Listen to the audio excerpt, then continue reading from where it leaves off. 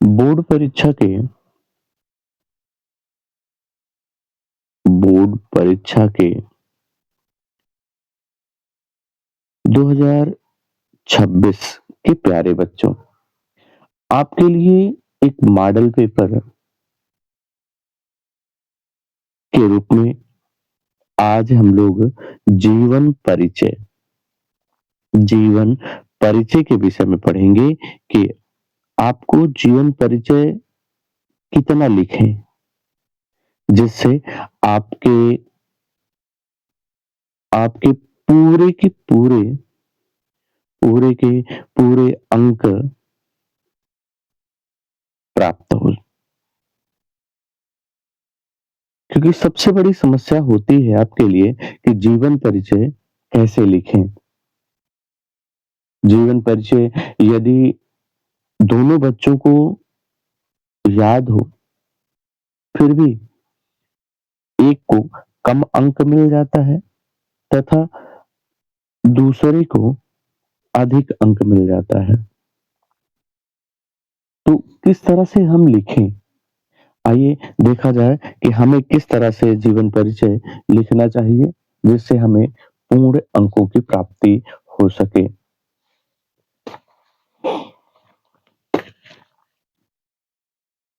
तो सबसे पहले आप प्रश्नोत्तर संख्या डालिए, जो भी आपका हो।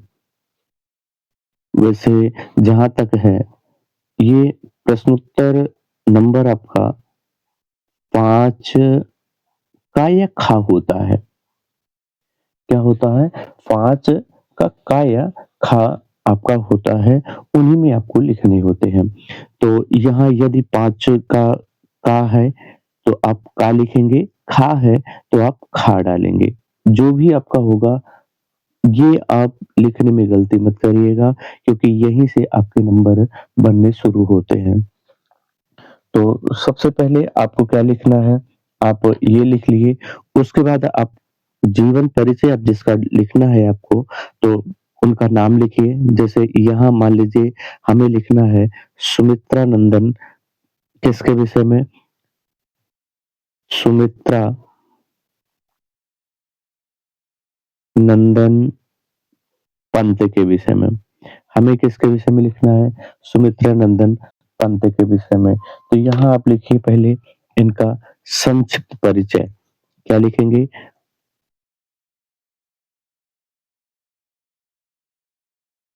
इनका लिखिए संक्षिप्त संक्षिप्त परिचय। संक्षिप्त परिचय में आप यहाँ लिखिए इनका कि इनके संक्षिप्त परिचय में कि इनका नाम क्या है। नाम लिखिए कि सुमित्रा नंदन पंत। क्या लिखेंगे? सुमित्रा नंदन पंत। आप इनका पहले नाम लिखिए। नाम लिखने के बाद फिर लिखिए इनका मूल नाम। मूल नाम लिख दीजिए। मूल नाम इनका क्या था? गोसाई गोसाई दत्त इनका मूल नाम था। जन्म लिखिए, जन्म स्थान। जन्म स्थान कहाँ लिखेंगे? तो लिखिए 20 मई 20 मई 1900 20 मई 1900 ना को कहाँ हुआ था? तो कौसानी कौसानी ग्राम में। कहाँ हुआ? तो कौसानी ग्राम में हुआ था। पिता का नाम लिख दीजिए। पिता का नाम पिता का नाम लिख दीजिए कि इनके पिता का नाम पंडित पंडित क्या था? गंगा दत्त गंगा दत्त था। ठीक है?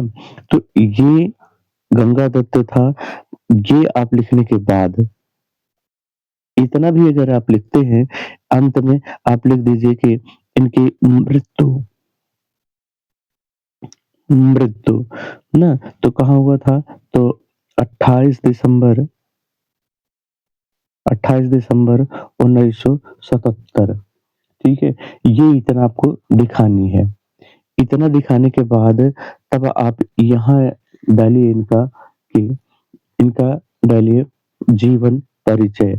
अब यहाँ लिखिए संक्षिप्त परिचय के पश्चात फिर यहाँ लिखिए कि जीवन परिचय। अब यहाँ इनका जीवन परिचय आप लिखना प्रारंभ करिए, जो कुछ भी आप जानते हैं। यहाँ यदि कहा जाए तो इसी बात को हम फिर से दोहरा लेते हैं। किस बात को? इसी बात को हम फिर से दोहरा लेते हैं। कौन-सी बात?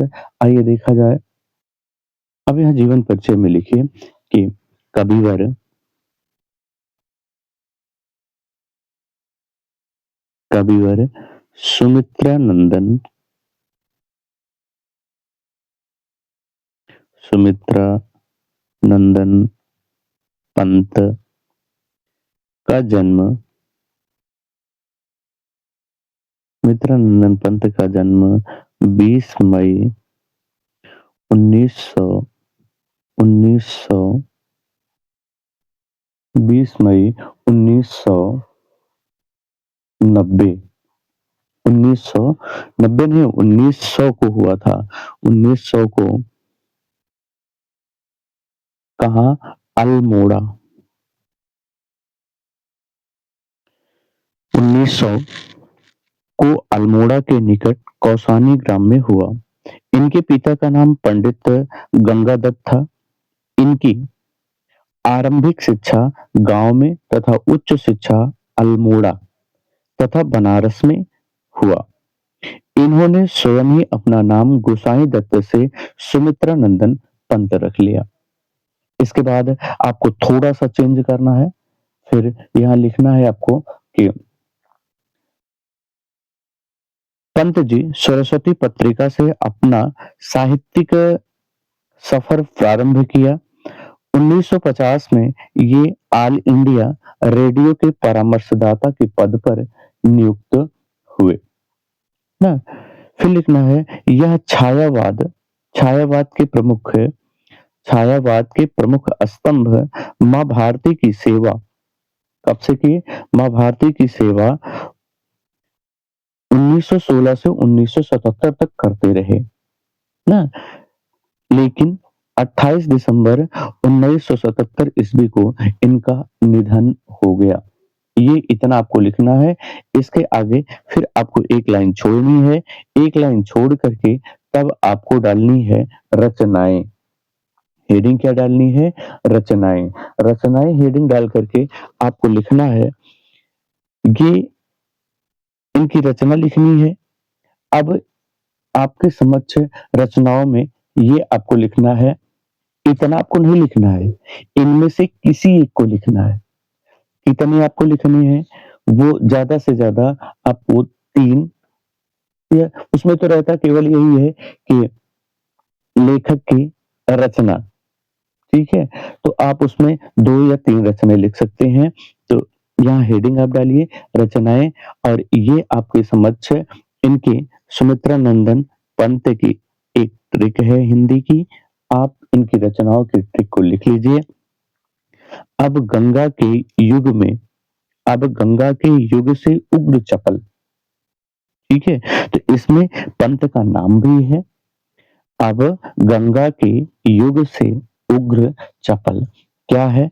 आ से अरिमा, वा से वीणा, गा से गुंजन, गा से ग्राम्य, कि काला एवं बूढ़ा चांद, युग से आप करेंगे तो यहाँ इनकी 3 रचनाएँ हैं। कौन-सी?